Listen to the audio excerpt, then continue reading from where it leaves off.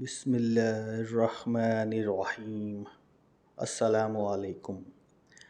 حضرت عطار رضی اللہ تعالیٰ عنہ فرماتے ہیں کہ مجھے یہ خبر پہنچی کہ حضرت علی رضی اللہ تعالیٰ عنہ نے فرمایا کہ کئی دن ایسے گزرے کہ نہ ہمارے پاس کوئی چیز تھی اور نہ حضور پاک صلی اللہ علیہ وسلم کے پاس کھانے کو۔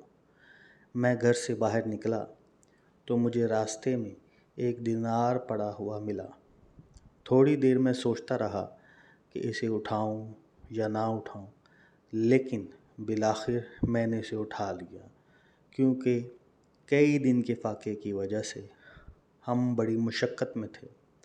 میں اسے لے کر ایک دکان پر گیا، اس کا آٹا خریدا، حضرت فاطمہ رضی اللہ تعالیٰ عنہ کے پاس لایا اور میں نے کہا اسے گوندھ کر روٹی پکاؤ۔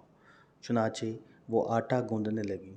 بھوک کی وجہ سے ان کی کمزوری کا یہ حال تھا کہ ان کی پیشانی کے بال آٹے کے برتن سے ٹکرا رہے تھے۔ پھر انہوں نے روٹی پکائی۔